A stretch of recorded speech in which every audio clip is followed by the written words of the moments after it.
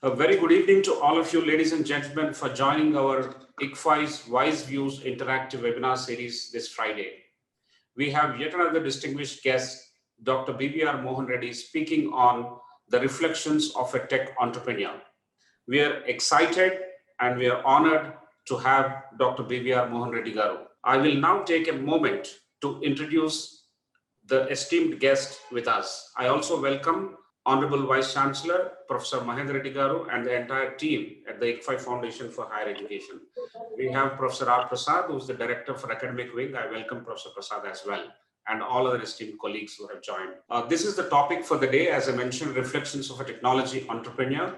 And we are very thankful to Dr. BVR Mohan Reddy Garu for agreeing to speak in our webinar. The agenda will be, sir, 30 minutes will be a talk delivered by yourself, followed by another 30 minutes roughly, or a little more, in the Q&A session moderated by Professor R. Prasad and I.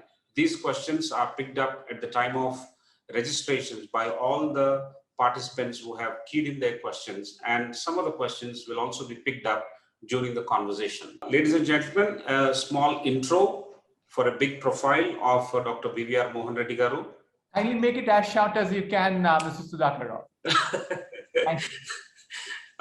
Dr. Reddy holds an undergrad degree from JNTU Kakinada and then the PG degrees from IIT Kanpur and University of Michigan. And he also received 4 honorary doctorates.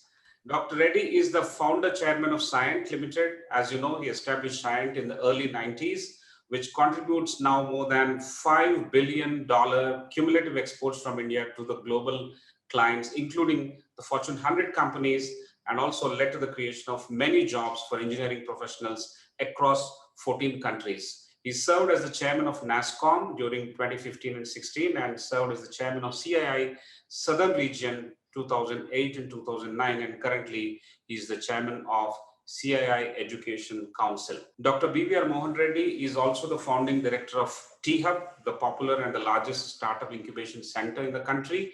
He is currently the chairman of the board of governors of the prestigious IIT Hyderabad and IIT Roorkee. Very happy to say that he is also a member of the leadership advisory board at the University of Michigan College of Engineering, USA, and a member of the Code of Governors of ASCII. Dr. BVR Mohan Reddy has chaired the Evaluation Committee of Atal Ranking of Institutions of Innovation Achievements 2019, which is constituted by Ministry of HRD. Very happy to share with you, Dr. BVR Mohan Reddy Garu received India's 4th highest civilian award, the Padma Shri, in 2017 for his outstanding contribution to trade and industry. He is the recipient of Distinguished Leadership Award of the American Society of Mechanical Engineers, CIE Division. He was conferred Lifetime Achievement Awards from HMA, HIC, and COD. He is also received the Distinguished Alumnus Award from IIT Kanpur and is a fellow of Institution of Engineers. So with this brief introduction, I request our esteemed guest, Dr. BVR Mohan Reddy Garu, to start his talk. Ladies and gentlemen, mute all your microphones and listen to Dr. BVR Mohan Reddy Garu. And over to you, sir. Thank you, Mr. Sudhakar Rao. You've been very kind and generous with your introduction. Thank you. Professor Mahendra Reddy, Professor Prasad, ladies and gentlemen, a very good evening to all of you. At the outset, let me thank ICFI Education Foundation for inviting me for this talk this evening. As Mr. Sudhakar Rao mentioned, I decided to talk about my entrepreneurial journey, but give you more perspective from technology entrepreneurship, as opposed to what entrepreneurship is all about. So therefore, you'll see a larger flavor into technology this evening. I will try my best to finish off the presentation in about half an hour. I have about a set of 16 slides with me, well, 14 slides, I guess.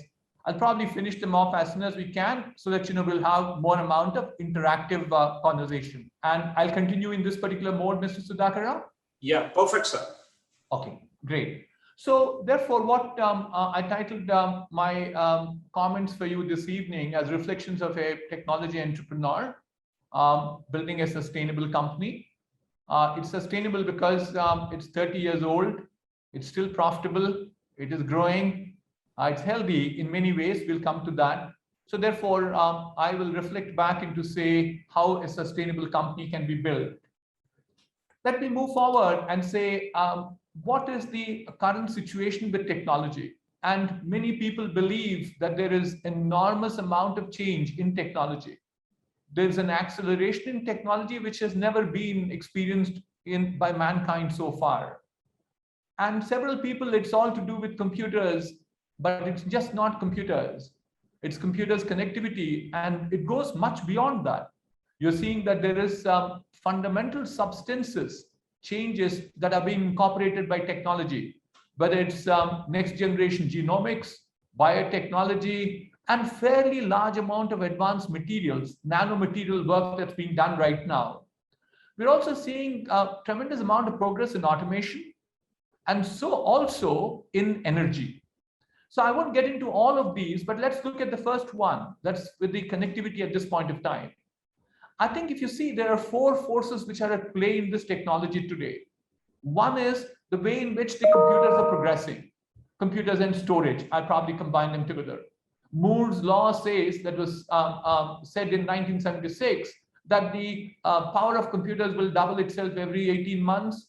The cost of computers will half themselves, and also the size of them, the computers will become half.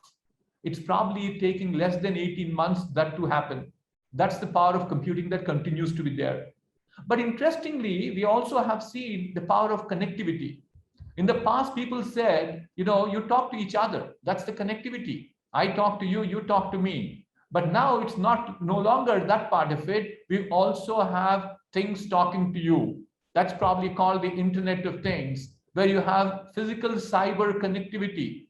That's basically, I'm actually not talking to you in person right now. I'm talking to a camera and an audio system that gets transmitted down to you. My video images are being transmitted to you. If there's shortage of milk in my refrigerator, I'm getting an alarm on my mobile phone. So therefore, they're all devices, things that are talking to you. And the power of this connectivity is enormous at this point, because the reason being that there are 7 billion people around the world, out of which 5 billion people are connected. But there are 15 billion things, which means that we have 20 billion things which are talking to each other or communicating to each other. So the end result, what we are seeing is the power of this connectivity has gone exponentially. We keep saying it's now n to the power of 20 to the power of a billion. That's the power of connectivity that's there, power of this network. And the other third thing that we are seeing as a major transition is that God gave us 5 senses. Our ability to feel, our ability to see, our ability to hear, our ability to smell, and our ability to taste. Trust me, all these 5 senses the computers can do today. And actually, except that, there may not be many applications on tasting, but otherwise, we have tremendous amount of applications. I have an application which is to do with energy signatures, how energy is being consumed on a power line, who is consuming power at this point of time can be determined. That's the sensitivity sensors that are there, which can detect them.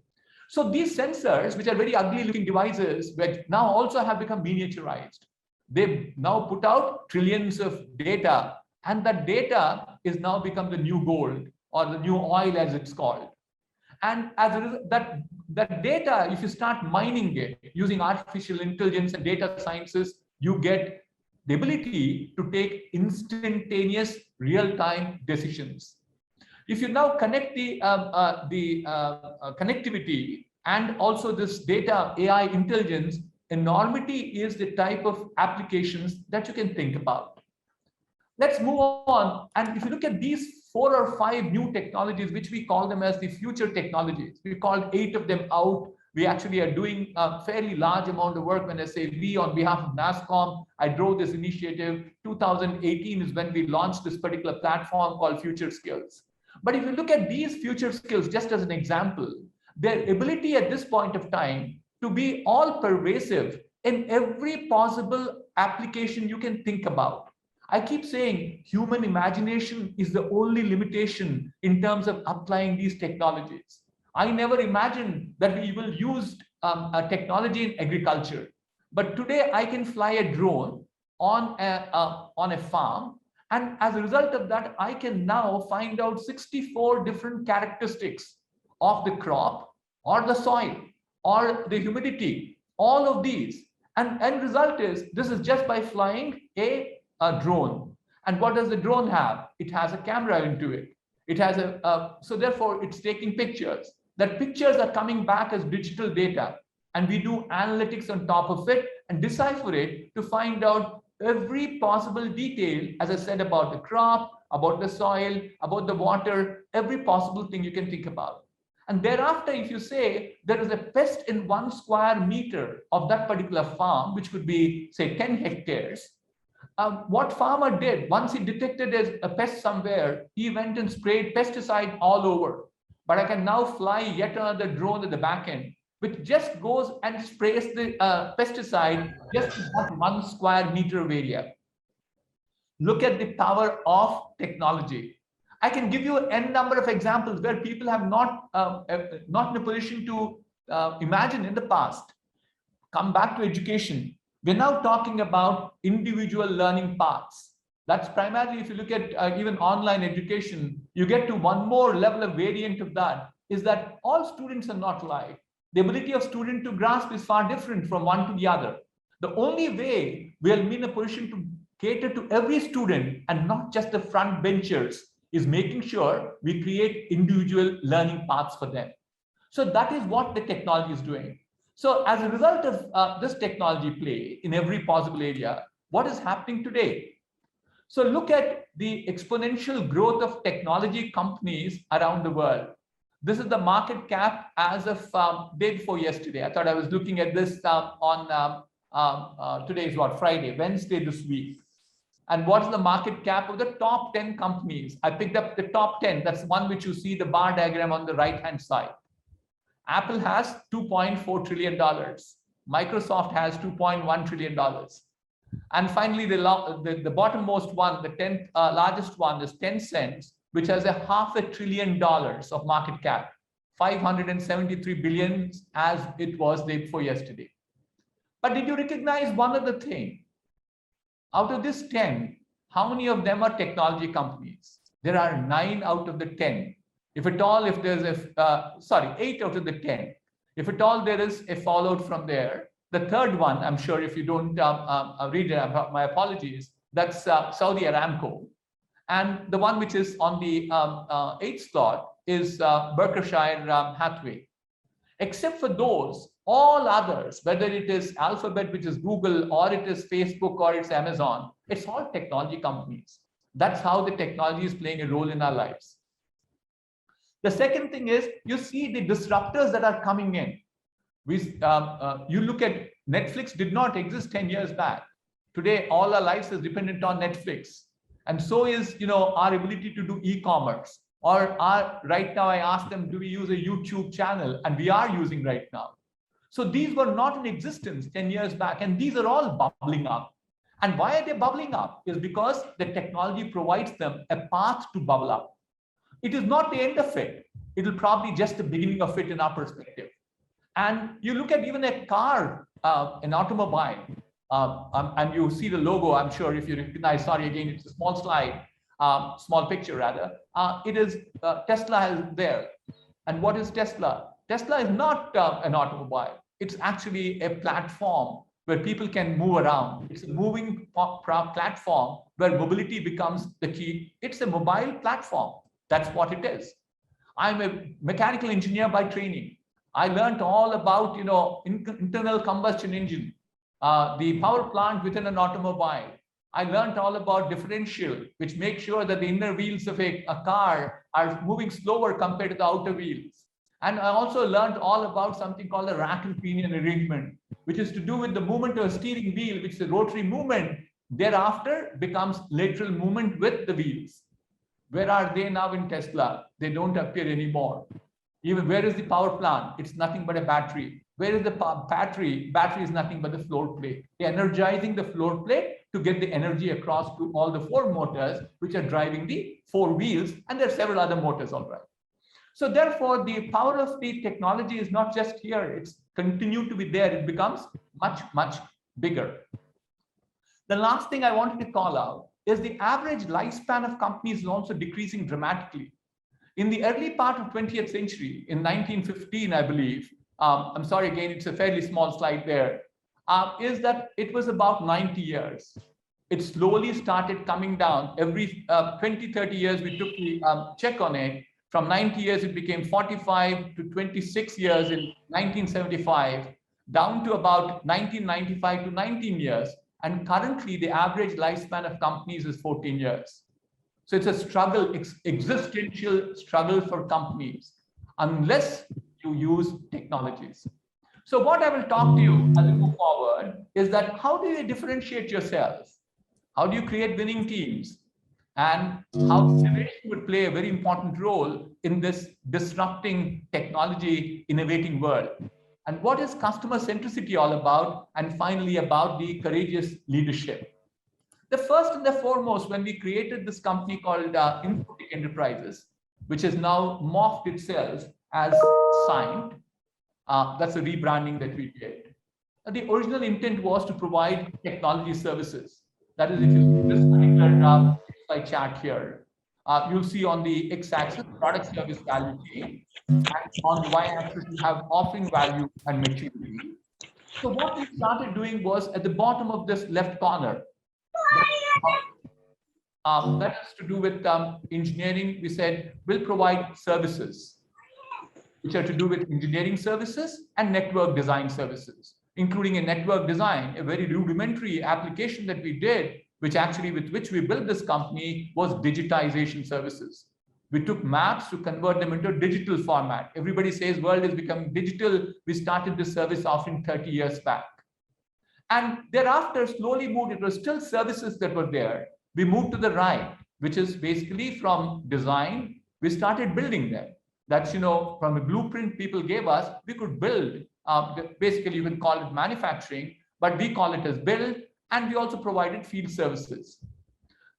What the products that we had, we designed and built for our customers, we went ahead and did aftermarket services. But the ambition right now is that you need to constantly differentiate. If you are standstill even momentarily, people will become competitors to you. So how do we differentiate further? Here is you start moving to the top. You start seeing from services, the company has migrated to more amount of solutions. What are the solutions that we do? The service offering we have ability to design, we have build and maintain. Actually, if you look at Atmanirbhar Bharat, that's what we have propagating to Indian government too. And I think they're listening to us. Originally, Make in India it was. Make in India is just manufacturing in India. No, to us, Make in India is you got to design, engineer. Sorry, I'll take it back. It has to be innovate, design, engineer, manufacture, and support the products. And that's what we do as one of the propositions. And that is where you see that you have a product here on the right-hand side, which is called a software-defined radio, which is completely IP by us. So look at a company which started as digitization as services, today can build a leading edge product in defining radios with software and with an IP which is all owned by an Indian company. That's, to me, the differentiation. So we also do a fairly large number of other things. And let me just call out the last one, is that what is called as an IntelliSign is that we now have 6 digital solutions from asset management to smart factory. That's the platform we provide to our customers. Or one other one, the number 2 that I also like to call out, that actually is a clinical analyzer. It's an RT-PCR test kit, test system that we built for one of our customers. Part of the design was done by us and we built it. So the messaging I have, the first one is that if you want to build a successful company, you have to start with a differentiation, but you need to continuously change to make sure that you are distinctively different from others. The second one is that you have to continuously excel. It is not any longer that at a point of time, you're the best. No, it is not good enough. And that is how we scaled the company to what we call it as the PPT strategy. Very important, it's called dot PPD. At the center of the dot is nothing but the C, which is a customer. And people will remember PPT because that's the PowerPoint extension. But to us, the PPT is people, processes, tools, technology, and training. Our ability to recruit people, retain people, reward people, and retrain people helped us in terms of building this organization. Certainly, I want to call out that we recruit people. Largely, people say, oh no, this guy has exceptional experience. He has exceptional talent. But to us, equally important is the shared values we have, which we call it as values first, FIRST. Fairness, respect, sincerity, integrity, and trust, or transparency, either way you can call it. So therefore, I think what organizations can be built is by continuously excelling themselves, but having a foundation of values on which you build people who have excellence in them. We also continue to do the innovation through a process and product innovation, a continuous improvement that has to happen. We've developed standard operating procedures. We did innovation in a big way. I'll come to you in a minute. That's what is important. That's how you bring distinctive differentiation. I keep saying, where does this differentiation come from? It doesn't come from one leader. It comes from the people. So people become very important. Who innovates things? It's not a machine innovates things.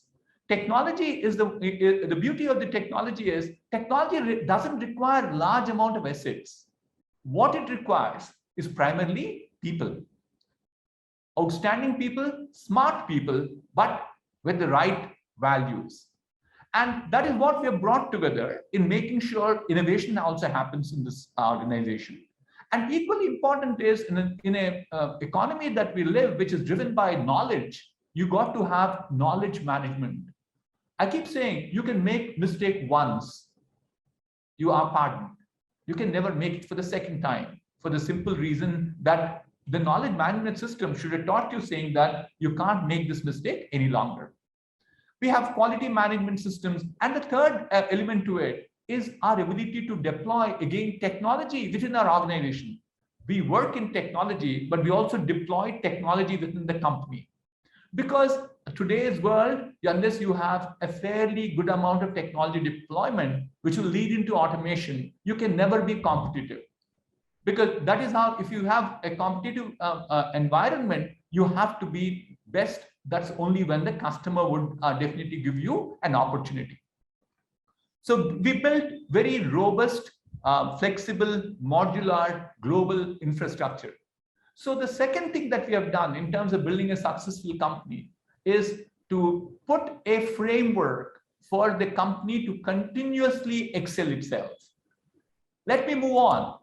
What I said earlier is people become very important. We don't actually call them as employees in the company. That's a bad word in our world. They're all our associates. And these associates thrive with the vision that we laid out for the company of designing tomorrow together. We actually design, that's basically design products, we design services, we have business models, all those we design for tomorrow. That's tomorrow is not just tomorrow, tomorrow never comes, which basically for future. We are futuristic looking together. And then the third one, it says together. Together is we work between people, we work with our customers, we work with our suppliers, we work with our partners, the whole ecosystem. And actually, if you look at it, we really focus in terms of getting the right people and making sure that these people grow. At the entry level, we have seen 80% of the people grow to their potential. They're all recruited for their potential, not for what they are at that point of time. And we thereafter are putting together a fairly intense learning and development scheme for people to continuously learn. I talked about the future learning skills, the 8 skills I called out, whether it is artificial intelligence, machine learning, AR, VR, 3D printing, and so on and so forth. And we make sure that there's all these people have an access on demand learning.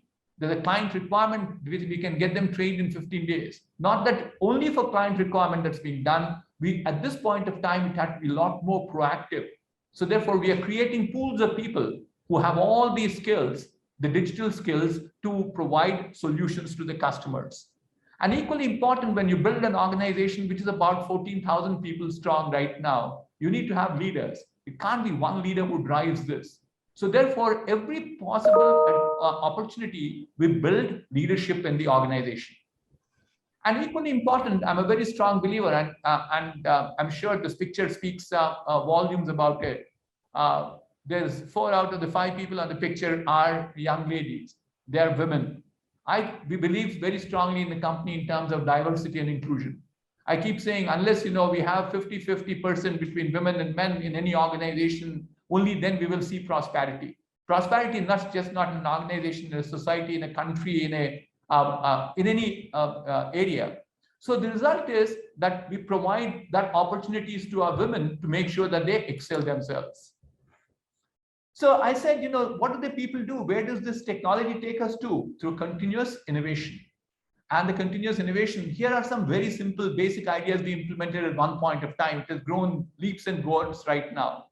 We used to have something called the ideas tree in our organization, or not organization, I should take it back and say, in every center of excellence, every customer has an area demarcated, which could be 4,000, 10,000, 50,000 square feet. And typically, people have their desks inside, and there used to be security to clear them and so on and so forth.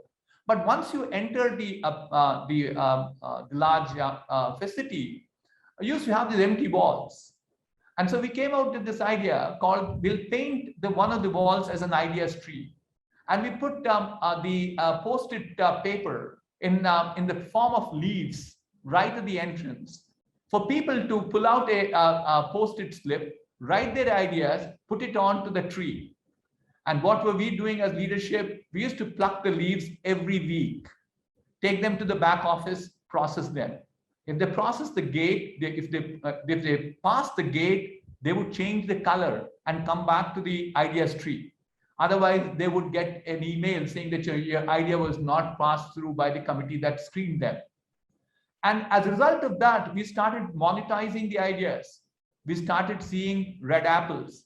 Occasionally, we keep saying we saw green apples. They are rare, but they are the ones which provided more amount of monetization for us. This innovation has become a part and parcel of our DNA. People ask me, Mohan, what did you do in the last 30 years? And I keep saying 2 things distinctively I will take the credit for bringing to this company. One is we changed the DNA of the company to say quality is a part and parcel of our life. Quality cannot be negotiated. It should, actually, there are instances we surprise our customers with the type of quality we provide. The second one is we made innovation also a part of our DNA. We should continuously think about trying new ideas. That's how we have got a number of things that we do: open innovation, corporate venturing, mergers and acquisition. And innovation is not limited to product, it goes into process and business models too. And what did this innovation lead to? On the center of this particular slide, you see a nice picture, a nice artifact as you might like to look at. But actually, it is a cut section of an aircraft engine where we had enormous amount of contribution. I can't call it out at this point of time. There was as much as about 22% of innovation in this particular engine was by our engineers. 25% in designing this engine was by us. And this engine is on the wing of a very large aircraft manufacturer right now. So the result is that when you can provide that environment for people, provide the ecosystem for innovation, then the wonders would come out. They saved $75 million over a period of 6 years. And there are so many good things that have happened on account of this. And this is what really thrills me. We have 12 co-patents along with the customer. Let's move on in interest of time. The other thing is about the customer centricity. To me, customer is a king. A customer is a guy. I keep asking my trainee engineers, who pays your salary? And back comes the reply, company pays me the salary. I keep saying, no, company does not pay the salary. The customer pays your salary. So therefore, your allegiance has to be to the customer to the hilt. And we are paranoid about it. So end result is what we do is that we want to manage our customers' satisfaction. And we do it 3 times over, not once, twice, thrice. The 2 of them is here and now, a transactional feedback. Every time a piece of work goes to the customer, they evaluate, give it back to us. The second one is periodic. There's a manager to manager interaction that happens periodically. That's every month, every 3 months. But more importantly, we also use an external agency, Feedback Ventures. They've been working with us for the last 12 years, I believe, where they go and actually, if you look at customers, we've got about 300 of them. Each customer is not just one customer. There are a number of touch points for us, given the volume of business we do. So they go and interview about 1,000 of them on a set pattern that we have to measure how good we are in terms of our work. That translates itself into an index. And that index is the one which has to improve year on year. And that is what we call it as the customer satisfaction improvement plan that gets put in place thereafter. Equally important is you have to build this customer-centric culture. Pardon me, these are slides which are blurred, very purposefully done, I believe, because they were actually real information that was there. So understandably, the internal people were concerned. So they blurred it and provided, that's perfectly fine. But look at the type of culture that we have. We go ahead and look at the customer strategy and spend priorities. That's the one which will determine what work comes to us. You start mapping the relationship and you look at what is the value proposition the customer has, because you got to supplement and support the customer's value proposition, and you don't talk in the air. You talk very relevant stuff back to the customer. We also look at account structuring. We have account managers, we have sales managers, we have customer-centric managers, and so on and so forth. Why is that? That is how you build accounts. To give you a flavor, a data point, nothing more than that, is that we have a customer who is 21 years old with the company, and a single customer who gave us $1.4 billion revenue so far. And this is a $100 billion company. They have so many options to get so many suppliers to them. Why do they continue to be with us? Only because we create value for them. And that value creation will happen only when you have this customer centricity in terms of a customer account plan.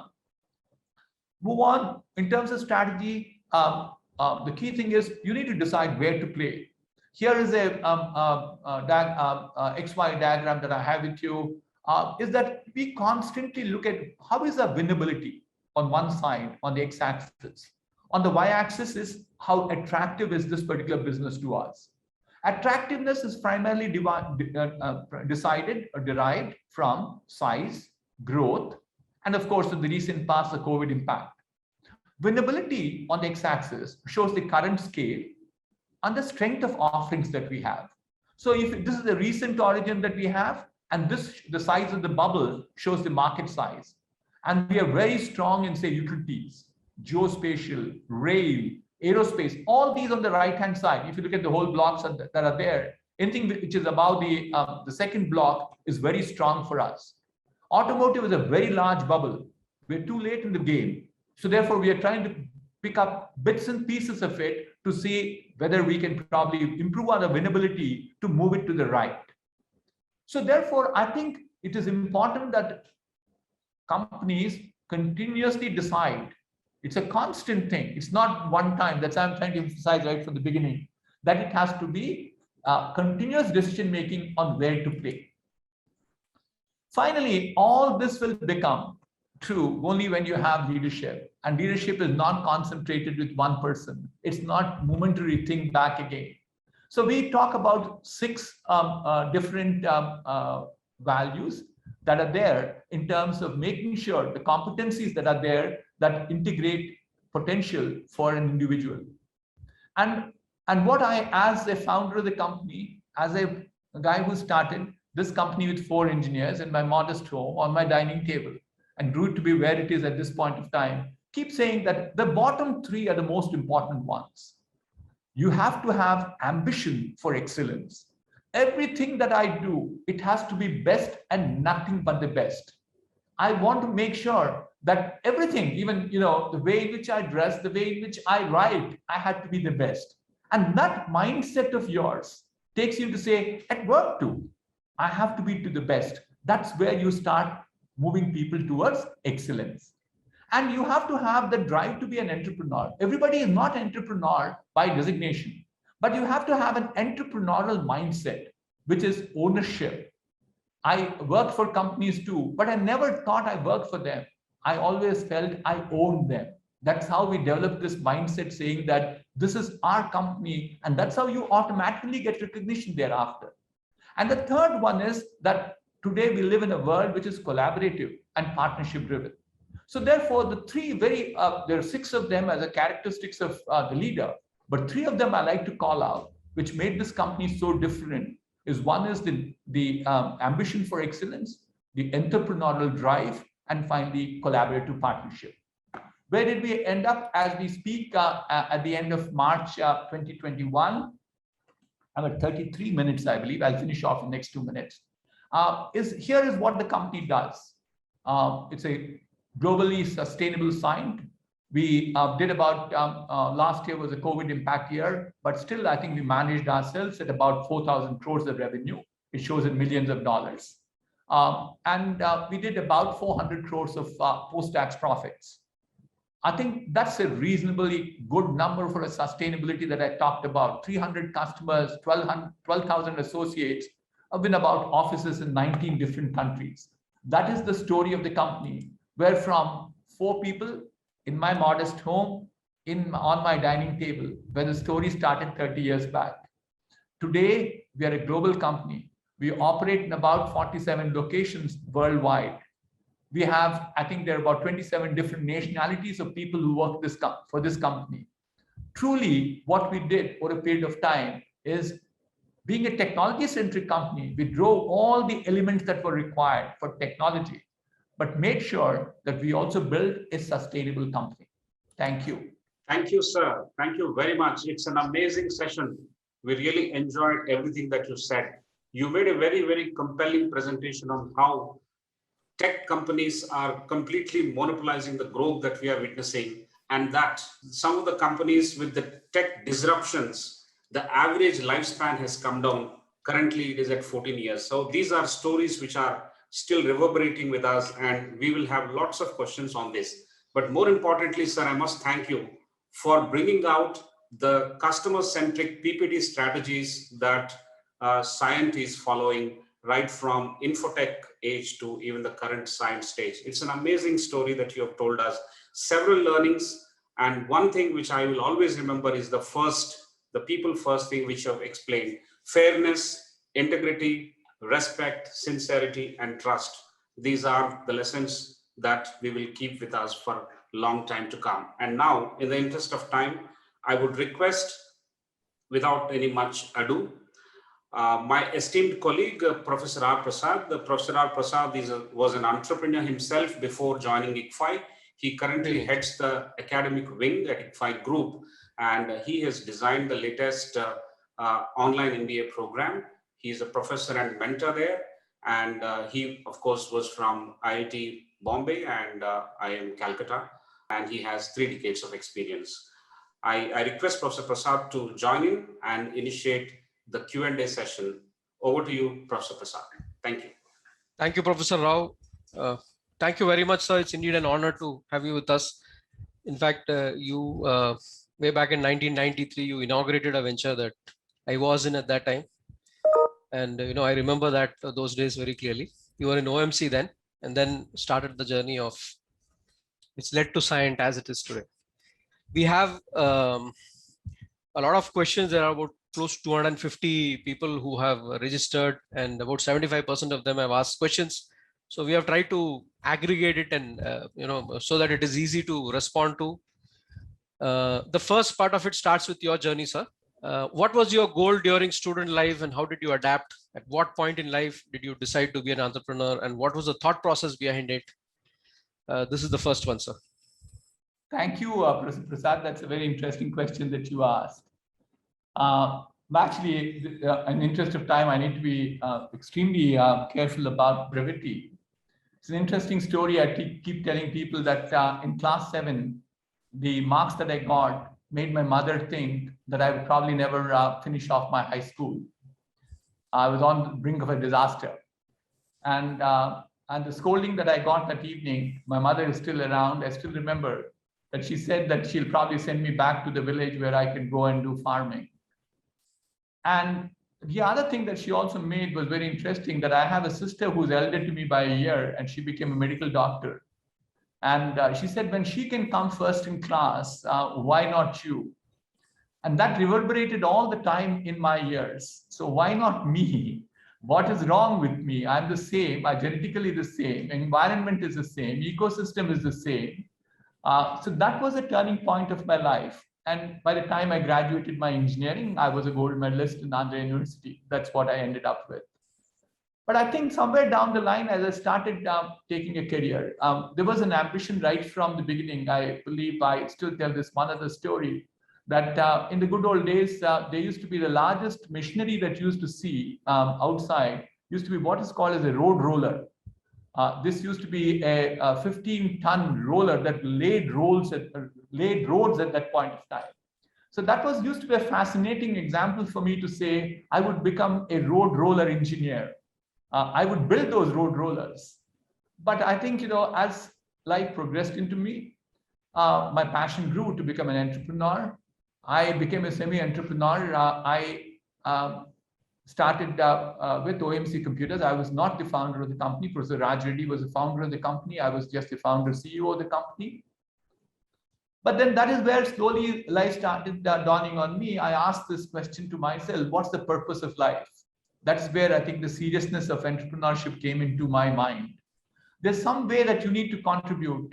Linda Ellis' poem called The Dash, I don't know, some of you may be familiar. It says, you determine the day you are born. You don't determine the day of your birth. You don't determine the day you disappear. So when the tombstone comes up, there are those 2 dates. But between the 2 dates, there's a dash. And what does that dash mean is that contribution that you make. So I said, what do I do as a contribution? I never had intention of becoming in politics or social worker to contribute, but I thought entrepreneurship is a way of contribution. That's what drove me to be an entrepreneur. Thanks a lot, sir. 2 of those questions will remain strongly. Why not me? Purpose of life. Absolutely. Thank you, sir. The second question is a supplement to it, and that is, if you could tell us how Cyient progressed across the value chain and what are the challenges that you faced, which you want us to remember. As I said, there's a continuous need for excel yourself. There's a continuous need for you to say, the value proposition that I have is different from what I have in the past. My original objective of starting Infotech Enterprise in good old days was to provide engineering as a service to the global marketplace. But what we found in 1991 when I started the company, there were fairly large stumbling blocks. The Western world still thought elephants were roaming around in the streets of India. They were largely snake charmers who were there, not software engineer or design engineers. And they also had fairly large amount of aspersions about the IP protection in the country. But then we found a low end of the value chain where they did not think that there is a IP that was required. Is basically digitization as a service. But then, you look at digitization, the challenge that we had was it's a low-end service. It had a lot of manual intervention. Automation was not possible on those days. Even today, there are some limitations. But equally important is when you have manual intervention, the challenge that comes is when you want to scale, you can't have all the people of the same skill. It can't be dependent on skill. So the big change that we brought about to carry forward is an innovation which is to do with process.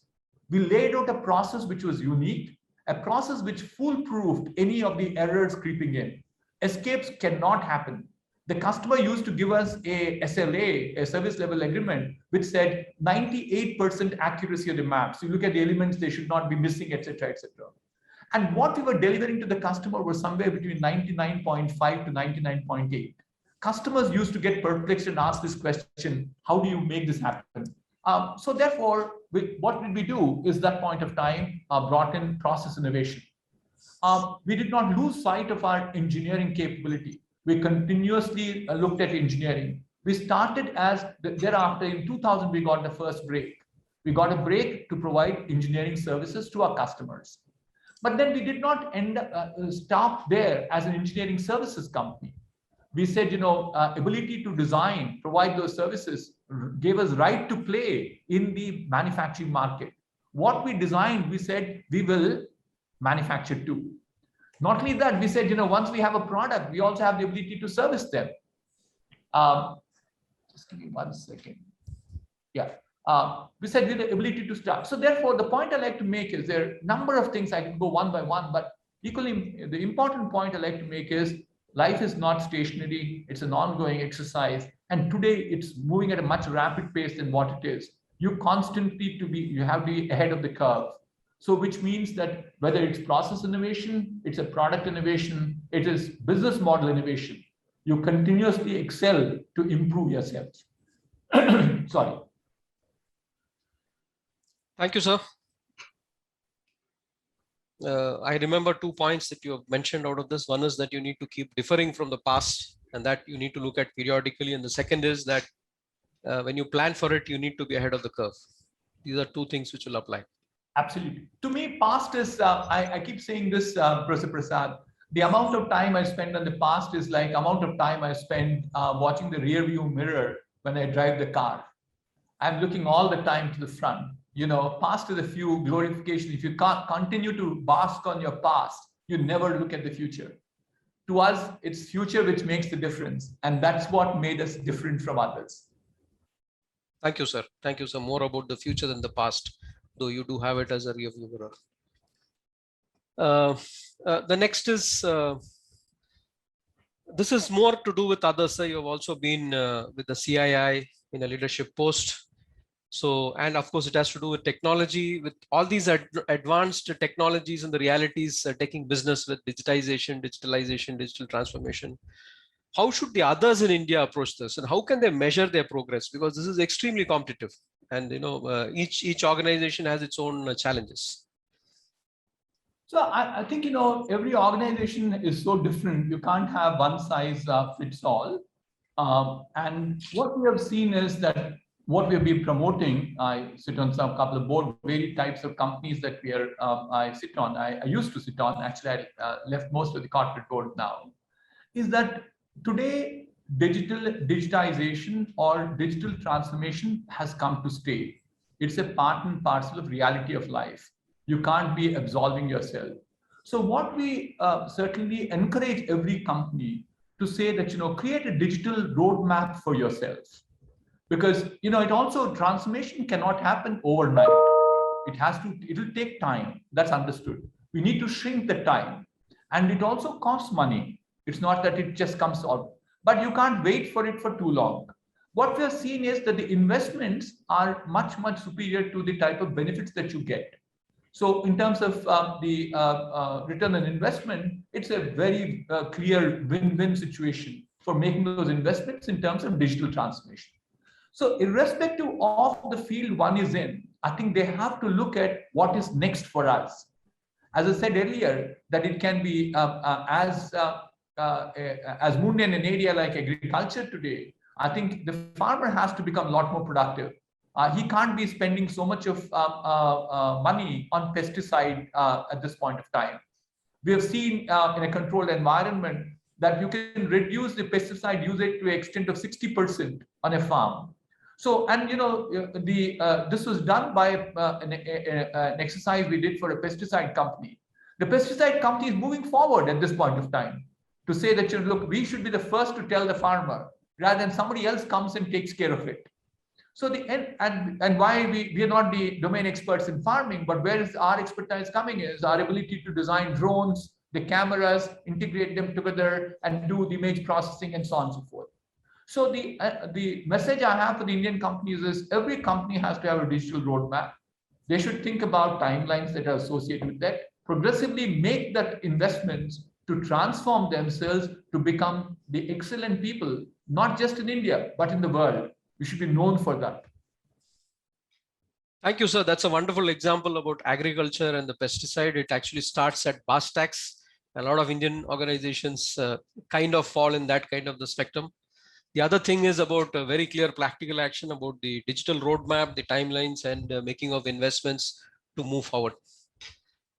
The next question, sir, is about do you think it is possible that India will create companies of the size of Facebook and Google? If so, what is required? Sure. Thank you, Prasad. I think you see the two things that you're saying. One is like Facebook or Google, and size you said. I have a feeling that it will not be the same what Google or Facebook will offer. I don't know the offering, but there will be companies which will come, which will resurrect themselves and become huge, absolutely. And India has the potential of creating them.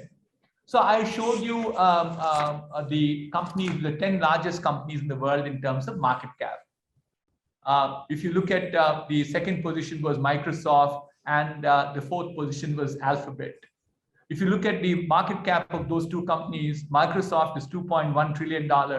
Alphabet is about $1.8 trillion.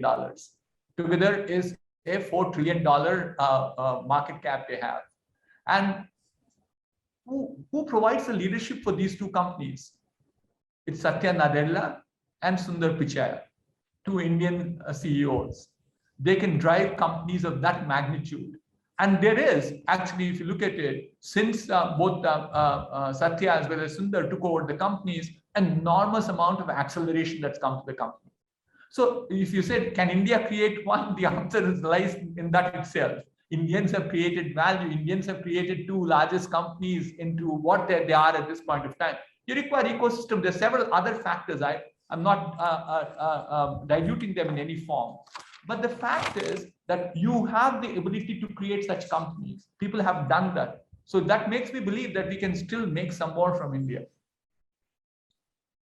Thank you, sir. That is indeed very encouraging. And it's a very, very open field from what you're talking about it. And the most important thing that you mentioned about people, you've also indicated that that is available.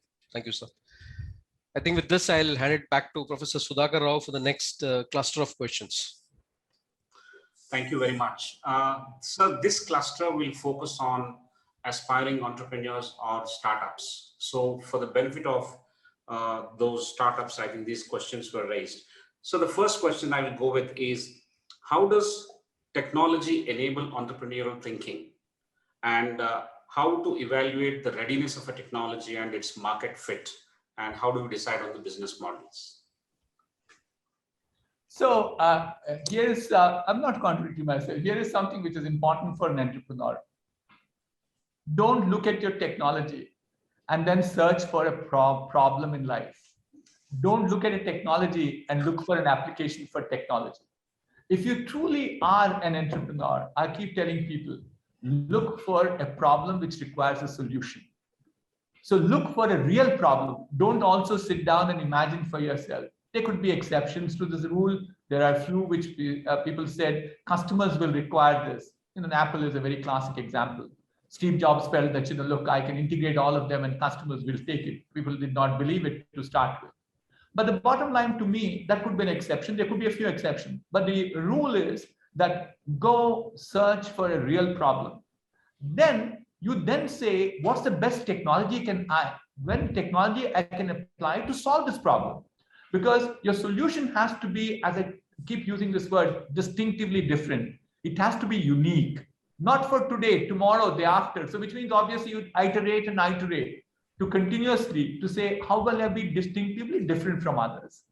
So thereafter, if you say, look, I understood a problem, I have a solution to it. Then you also look at what's the addressable market.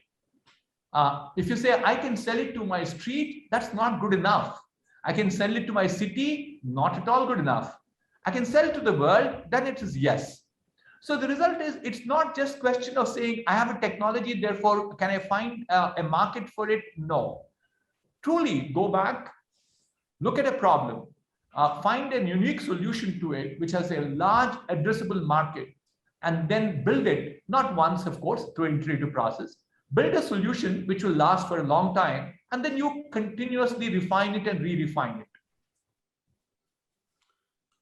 Thank you, sir. Thank you very much for that tip, that just because you have some technology, don't go and create a problem, but start with a real problem for which you can plug in a technology that will help you distinctively be different. I think that's the lesson today. Thank you very much for that response, sir.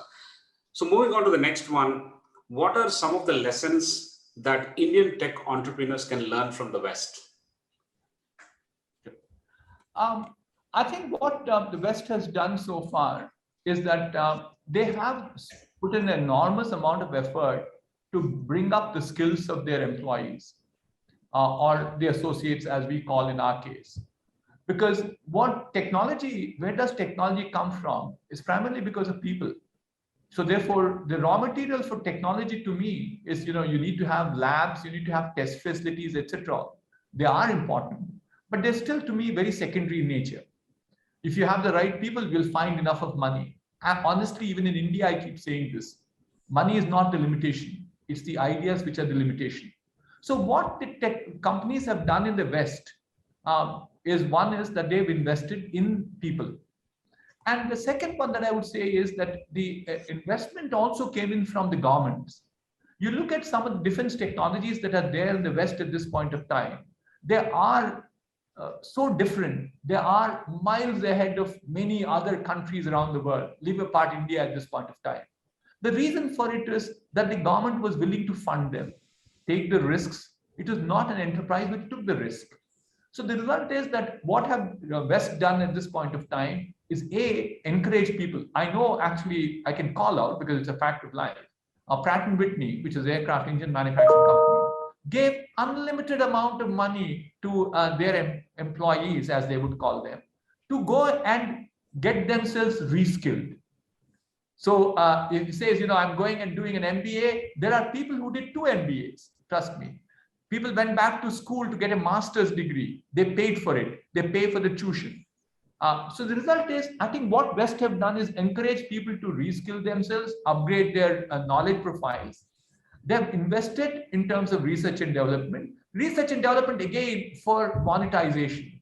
It is not research for research's sake. I also run a lot of academia at this point of time. And that is one of the message I keep telling people. Please don't do research for research's sake. You got to make sure that it becomes gainful at the end of it. It becomes beneficial to mankind. That's what the bottom line is. Amazing. Don't do research for sake of research. But the lessons that you have mentioned to us is that invest in people, and people are the associates for building the organization. In their skilling, we should invest in their reskilling and upskilling.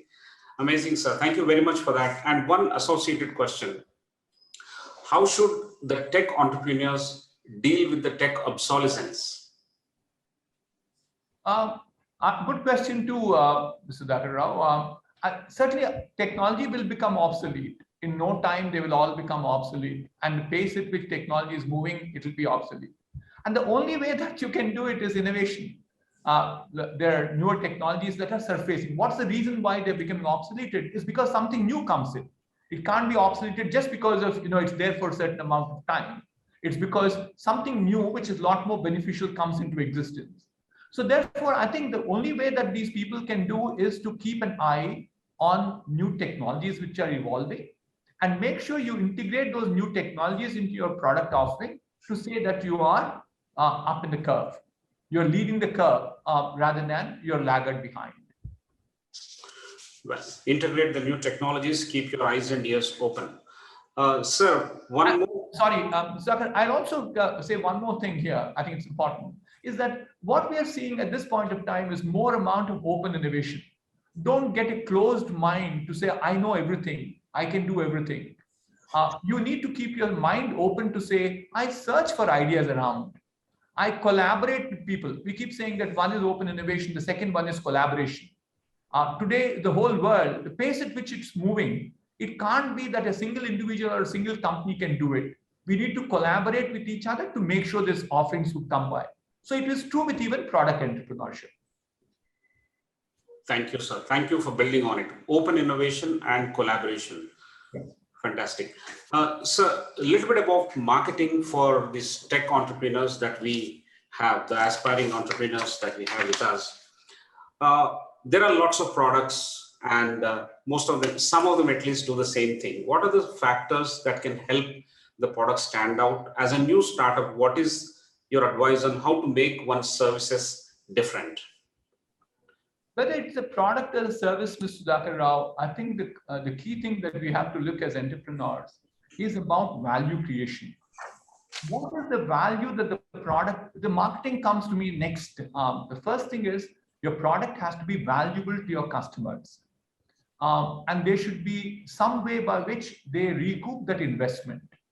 And therefore, it can't be, I've got a great idea. It's a fanciful product. You will not have many customers for it. The only thing that it can happen is if you can certainly create that value, then we find more number of customers.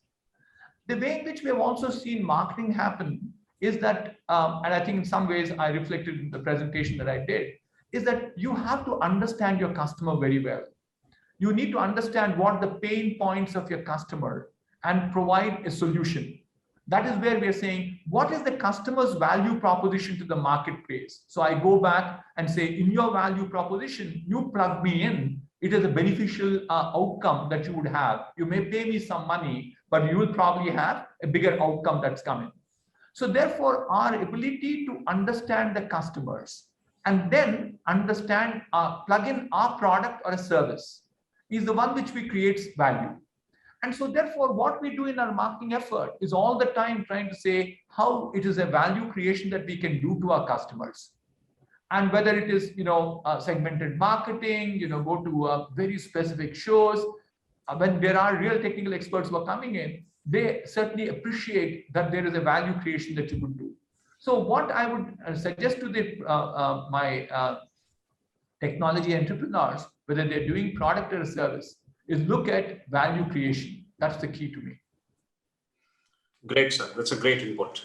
One last question in this cluster of questions for the startups and entrepreneurs. This question looks little different in the sense that we encounter failure many a time. What, according to you, is the fate of an entrepreneur after failure?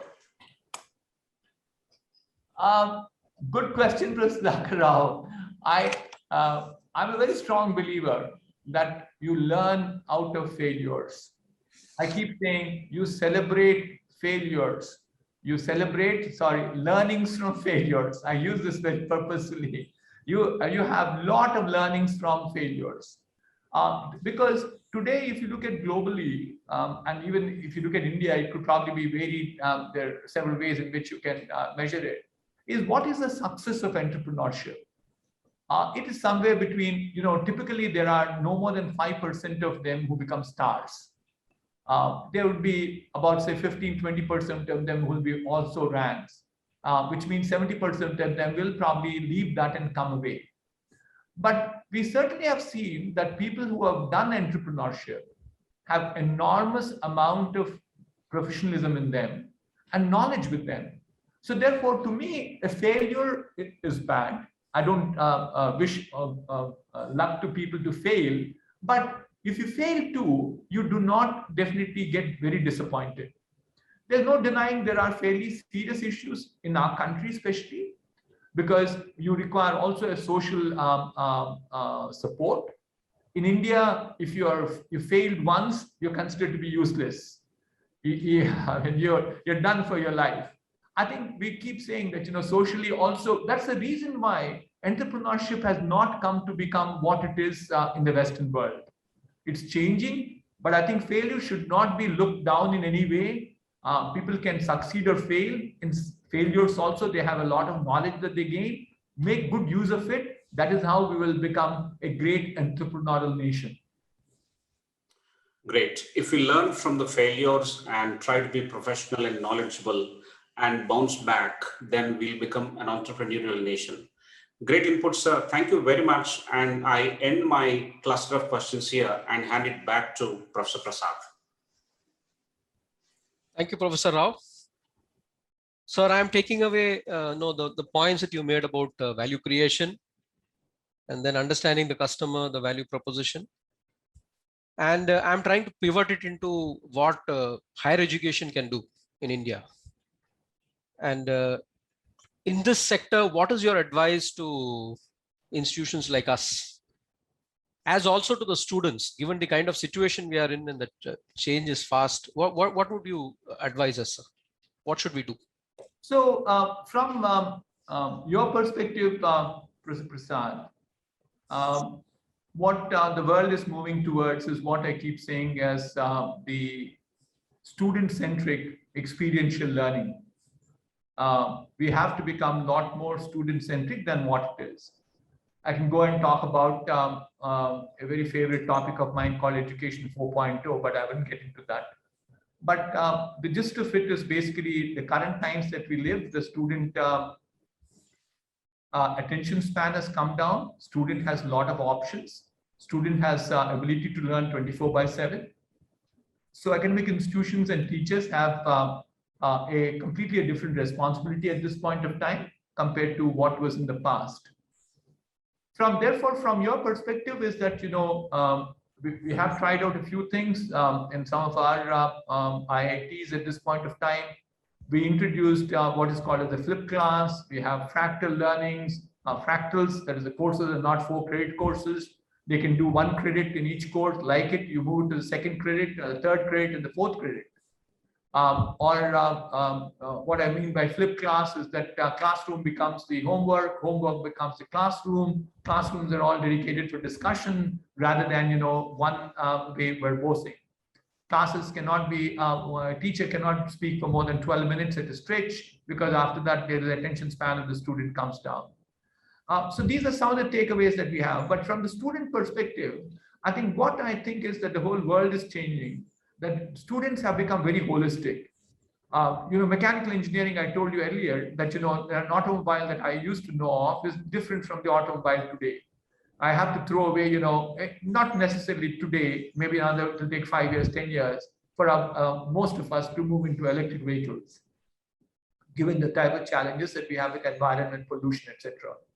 And so therefore technologies will change. So therefore you have to be holistic. So therefore it has to be, and what is it, if you look at even somebody's brand new car yesterday, and the whole keyboards have all disappeared.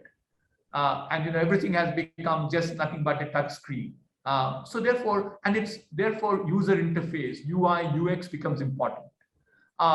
And then, the social issues that are there. I keep saying technology is playing a very important role, even in legal systems. Look at tomorrow, there is a driverless car which meets with an accident. Hopefully not, but hopefully it can. So if it meets with an accident, then, whom do you blame thereafter? Is it the guy who actually bought that car? Is the guy who designed the car? Or the guy who gave the license for the car to go on the roads of whichever country it is? So therefore, the legal issues are also far different from what they were in the past. So therefore, what we should look at is that the students have become holistic. It has to be interdisciplinary. And lastly, I'll say, please let us also make sure that we don't distinguish between knowledge and skill. To me, both go hand in hand with each other.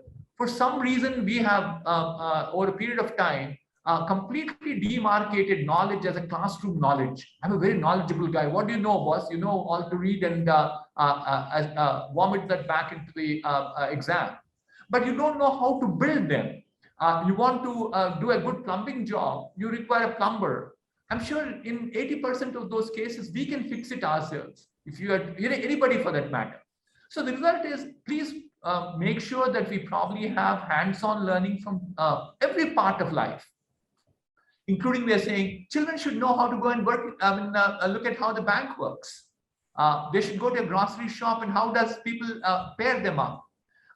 So therefore, I think the last thing that I'm saying is that people have to definitely focus more on internships and apprenticeship schemes too, to make sure they learn before they actually get to do the job.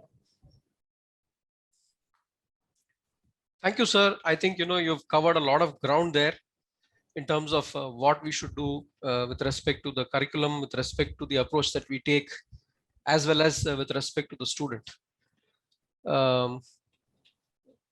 What do you see as the relevance of online education in today's world? I mean, where do you see it going? Online education has come to stay, but it can't be just online at this point of time. It can be both. It has to be a hybrid education because we can't get away without the teacher. I don't know. I can't imagine. It's my, for sure, not my grandchildren, maybe their grandchildren. Time the teacher may disappear, but I don't think I can foresee that in my vision. I may be wrong. I've been wrong in a number of instances. I may be wrong in this too, but hopefully not. Teacher plays an extremely important role to me. But that does not mean the teacher has to be there. We can't go back to the Gurukul education where teacher was the centerpiece and all the knowledge rested with the teacher. So without even blinking an eyelid, I was watching the teacher teach me, transfer his knowledge to me. Today, I can have knowledge anywhere and everywhere. So the result is, what can the teacher do is to enrich. As much as we talked about in marketing, what did we talk about? Product, value creation. The teacher also, pardon me if I'm using marketing jargon, has to look at what is the value creation he does for the student. If he's saying, look, I will teach the same way as what I'm teaching, online teaching is not any longer that I have sit in front of a camera and then talk about things. I can't just have one way verbose. We need to have interactive learning. Can I make sure that my modules are 12 minutes or less? Can I make sure I can do a Q&A? I can continuously have a peer learning methodologies, evaluation. So therefore, the future to me lies in hybrid education. It has to be a combination both online and on campus. It could be online, can be synchronous, asynchronous. It can be very variants of that. But I think all of them have to come to stay, and the West is believing in it. Thank you, sir. 1 second. I would butt in. There's a small switch question I have for Professor Prasad, sir, with your permission. Sure. The question is, from what our guest, Dr. BVR Mohan Reddy, sir, has mentioned, how is the new online MBA program that you have designed caters to some of these aspects, like student now becoming holistic, expectations are going up, the student has higher expectation because of 24/7 learning ability, and also the challenges of value creation and interactive learning, how these are probably designed as part of the program that you have just architected. Professor Prasad. Yeah, thank you, Professor Rao. I've been making a lot of notes, and there is a lot of consonance what is being said. I'll start with student centricity and the fact that people don't have time. See, the fully online MBA essentially caters to those who can't come to the campus, and particularly in today's world. Of course, it will be the majority would be working executives who want to upgrade themselves. So if you look at student centricity and student behavior, the first thing is the attention deficit, and they don't have time. So like, walk backwards and go and see an ad. Your learning material and what you do must be interesting enough for them to take it up.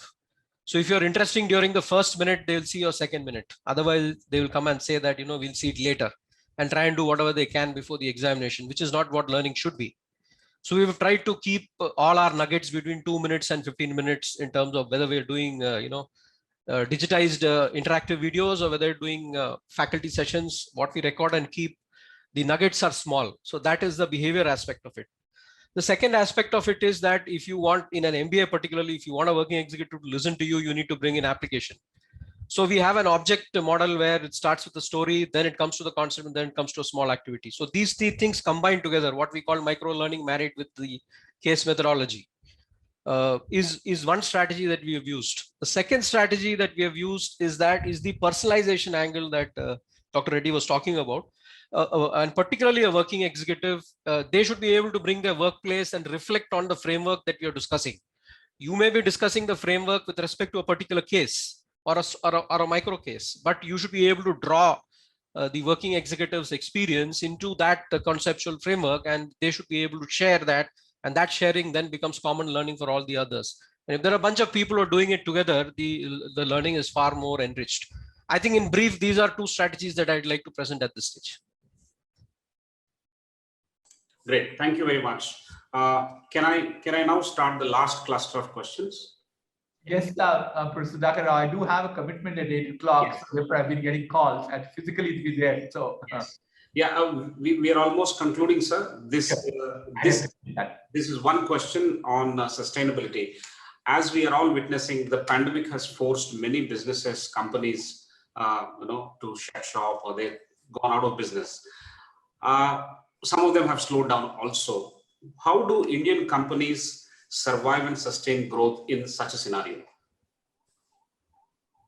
Good question, Sudhakar Rao. Certainly, pandemic was something which came as out of the bolt in the blue. It was a surprise. Nobody would have ever anticipated this. So the Indian companies had to size to this particular challenge, and some of them could face them well. Some of them have done very badly, not necessarily because of their incapability. Take the example of travel, tourism. These two T's for that matter. There's nothing that even you had the best of CEO you could have done. When said the aircraft cannot fly, you can't still sell tickets to people and make revenue for the company. The other way around is that in a current situation, can we make the best use of it? Is that we went ahead and started this new phenomena called work from home from the technology companies. And it has worked wonders, nothing short of that. Actually, it's working out, it worked out much better than even work from office itself. So therefore, the pandemic situation, everybody had to have their own strategies to make sure that they would survive. The first and the foremost is life, of course. Therefore, we all had to shut down. The second one is livelihood, to make sure that, we did not make any drastic actions in spite of the fact that there was stress in businesses across the various industries. We tried to minimize the stress back into the hands of our employees as much as possible. But there's still the hope is that that we will probably have the end coming at some point of time. So I keep saying that I think we need to understand the reality of life. Reality is that situation is still grim. People talk about the third wave or whatever wave it is, it will come because the simple reason that history tells us the pandemics never die down in one shot. They all go in waves and then die down. But I think still the optimism that we have in us tells us that, certainly at the end of it will come out successfully. So every company had its own strategies. And I think the companies which have been very sensitive have been still successful, even in spite of the challenges. Great. Every company has their own strategy, and we should hope that the end is coming sooner. With that optimism and on this optimistic note, we will end this conversation, sir. I must thank you for this wonderful session. Your journey as a tech entrepreneur has come out as a masterclass on tech entrepreneurship in itself. Thank you so much on behalf of everyone who have joined today, and on behalf of the entire ICFI group, and on behalf of our Vice Chancellor, Professor Mahendra Reddy, and my esteemed colleague, Professor Prasad, I thank you for sparing this time and giving us valuable inputs, question after question. And I'm sure we're going to compile all these lessons and put it up on our website so that the readers, the viewers can go through and benefit from the same. Ladies and gentlemen, thank you very much for patiently listening to this conversation. The pandemic is not over. We request you to take care and not make the third wave a reality. We'll try our best, although the pandemics will not go down in one shot, as our guest has mentioned just now. And we will see you next week at the same time on Friday, 6:30 p.m. with yet another Congratulations. Congratulations, Mohan. It was an excellent lecture. Fantastic. I enjoyed every minute, and it is relevant to all 7,000 students and 400 faculty in our university. Thank you very much. Thank you very much indeed. Thank you, Professor Prasad. Thank you, sir. Thank you. Thank you all of you. Thank you all. I thank Mr. Kurmanath for joining and all other journalists who have joined. I see a very good presence today from the audience. Sir, thank you very much for your time and value creation for us in this session. Thank you.